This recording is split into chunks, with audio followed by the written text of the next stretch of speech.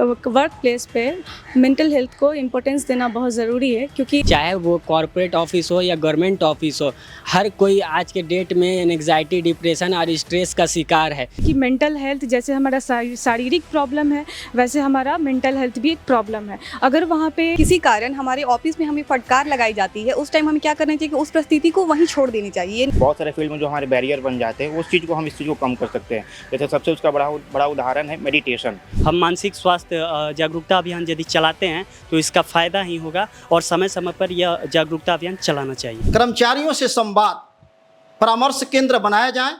नमस्कार दोस्तों, स्वागत है आपका हमारे चैनल द पंचायत पर। आज हम एक बहुत ही महत्वपूर्ण और संवेदनशील विषय पर बात करेंगे, विश्व मानसिक स्वास्थ्य दिवस। हर साल 10 अक्टूबर को मनाया जाने वाला यह दिन मानसिक स्वास्थ्य के प्रति जागरूकता बढ़ाने और इससे जुड़े कलंक को कम करने के लिए समर्पित है। महामारी के बाद दुनिया भर में मानसिक स्वास्थ्य के प्रति जागरूकता में अभूतपूर्व वृद्धि हुई है। बता दूं कि हार्वर्ड बिजनेस रिसर्च के अनुसार 85% लोगों ने कहा कि महामारी के बाद से उनकी भलाई में गिरावट आई है। हालांकि हम यह भी नहीं भूल सकते कि 2020 से अब तक सामाजिक अलगाव, बढ़ती स्वास्थ्य चिंताओं और असुरक्षा ने कई लोगों के मानसिक स्वास्थ्य को प्रभावित किया है। इसी वजह से इस वर्ष विश्व मानसिक स्वास्थ्य दिवस 2024 का विषय है, कार्यस्थल पर मानसिक स्वास्थ्य को प्राथमिकता देने का समय आ गया है। सोचिए, हर 6 में से एक व्यक्ति कार्यस्थल पर मानसिक स्वास्थ्य समस्याओं से जूझता है और अवसाद व चिंता के कारण हर साल 12 बिलियन कार्य दिवस बर्बाद हो जाते हैं। मानसिक रूप से स्वस्थ कर्मचारी 13% ज़्यादा उत्पादक होते हैं। तो फिर सवाल यह उठता है कि क्या हम अपने कार्यस्थल पर मानसिक स्वास्थ्य को सही मायने में प्राथमिकता दे रहे हैं? तो चलिए हम अपने विशेषज्ञों से जानते हैं। आपके विचार में नियोक्ताओं द्वारा कर्मचारियों के मानसिक स्वास्थ्य को बेहतर बनाने के लिए कौन से कदम उठाए जा सकते हैं? देखिए, प्रश्न आज के समय में बहुत ही प्रासंगिक है और इसके आधार पर जो आए दिन समस्याओं का जो बाढ़ आ रहा है, जिसके चलते कर्मचारियों की मानसिक स्वास्थ्य पर इसका असर पड़ रहा है, यह देखने को मिलता है।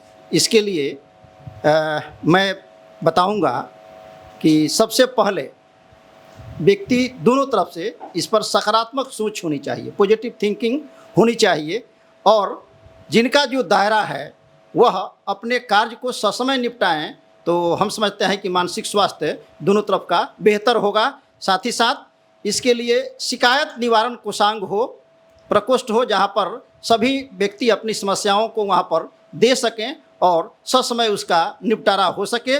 साथ ही साथ कर्मचारियों से संवाद परामर्श केंद्र बनाया जाए या उसके माध्यम से कर्मचारियों से संवाद हो और उनकी समस्याओं को सुना जाए, उसको निपटाया जाए, तो हमारे समझ से इस तरह के कर्मचारियों के बीच जो मानसिक स्वास्थ्य को बेहतर बनाया जा सकता है। साथ ही साथ अपने दायरे के जो कार्य जिनके हों, अगर वह निपट जाएंगे तो वह व्यक्ति के लिए समस्या नहीं रहेगी। आपके अनुसार कार्यस्थल पर मानसिक स्वास्थ्य को प्राथमिकता देना क्यों आवश्यक है? हाँ, मेरे अकॉर्डिंग वर्क प्लेस पे मेंटल हेल्थ को इम्पोर्टेंस देना बहुत ज़रूरी है, क्योंकि वो जिस एनवायरनमेंट में काम कर रहे हैं, अगर वो वहाँ पे सही से नहीं कर पाएंगे तो उनकी प्रोडक्टिविटी उससे इंक्रीज़ नहीं होगी और वो ना तो इनोवेटिव आइडियाज़ सोच पाएंगे। और अगर वो वहाँ पर फ्रस्ट्रेटेड रहेंगे तो वो अपना फ्रस्ट्रेशन घर पे बच्चों पे निकालेंगे, जिससे बच्चों के अंदर भी मेंटल इलनेस और बाकी चीज़ें होंगी, वो डिप्रेशन और स्ट्रेस का शिकार होंगे। क्या आप मानते हैं कि मानसिक स्वास्थ्य के मुद्दों पर कार्यस्थल में खुलकर बात की जानी चाहिए? क्यों या क्यों नहीं? हाँ, वर्क प्लेस पे मेंटल हेल्थ से रिलेटेड खुल के बात की जानी चाहिए, क्योंकि वहाँ पे अवेयरनेस होना चाहिए कि मेंटल हेल्थ जैसे हमारा शारीरिक प्रॉब्लम है, वैसे हमारा मेंटल हेल्थ भी एक प्रॉब्लम है। अगर वहाँ पे हम मेंटल हेल्थ से रिलेटेड अवेयरनेस रहेगा, खुल के बात करेंगे, तो सारे लोग कॉन्फिडेंटली अपनी प्रॉब्लम्स को शेयर करेंगे और उन्हें शर्मिंदगी महसूस नहीं होगा कि वो एक गलत तरीके का प्रॉब्लम है। तो हमें वहाँ खुल के बात करनी चाहिए मेंटल इश्यूज़ पे। क्या कार्यस्थल पर मानसिक स्वास्थ्य के लिए विशेष रूप से कोई सहायता कार्यक्रम या काउंसलिंग सेवाएं उपलब्ध होनी चाहिए? यदि हाँ, तो क्यों? बेशक ये ज़रूर होनी चाहिए, क्योंकि इन दिनों आप देख सकते हैं, चाहे वो कॉरपोरेट ऑफिस हो या गवर्नमेंट ऑफिस हो, हर कोई आज के डेट में एंग्जाइटी, डिप्रेशन और स्ट्रेस का शिकार है, जिसके वजह से ऑफिस में प्रोडक्टिविटी एंड परफॉर्मेंस पे इफ़ेक्ट पड़ता है। अगर हमारे कार्यपालिका में अगर रेगुलर काउंसलिंग करवाया जाए, तो जिससे हमारा प्रोडक्टिविटी एंड परफॉर्मेंस इंक्रीज़ होगा।